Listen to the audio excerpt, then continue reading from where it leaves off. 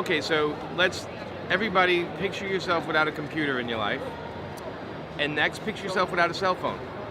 And that's how it was when we were doing things. So to get any press, you had to either be in a newspaper, on TV, or Wizard Magazine, which was the other place you can be in comics.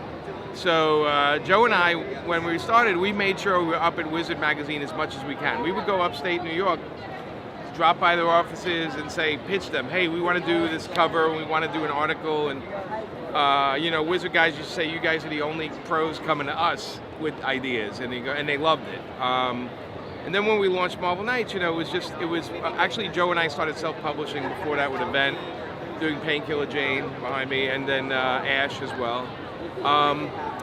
But we were aggressive, so even when we did Marvel Knights, we did things that were not common, which is we went on morning talk shows. We had Kevin Smith out there pimping us, returning a favor for when we did him favors for his films, and it was a great relationship. We're still friends to this day.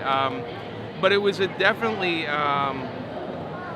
we didn't have the internet. We didn't have that voice that we could just throw out there. We wrote articles. We did interviews in the comics. So a lot of our comics were interactive and answering letters and stuff. And it was towards the end that the internet started happening, and there were these little message boards.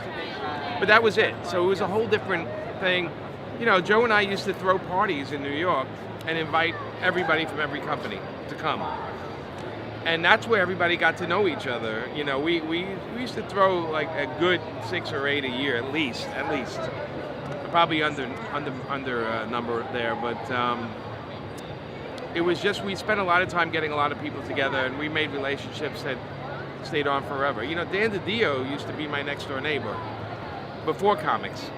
So the world it's just a crazy world, but we had to hustle in a different way. It wasn't just like I can go on the internet and on Twitter and just say, hey, here I am. We had to actually go into comic shops and tour. We did a Death May tour in the Black Crowes tour bus, and we went from store to store on the West Coast. So things like that aren't done as much these days, we had to do differently then.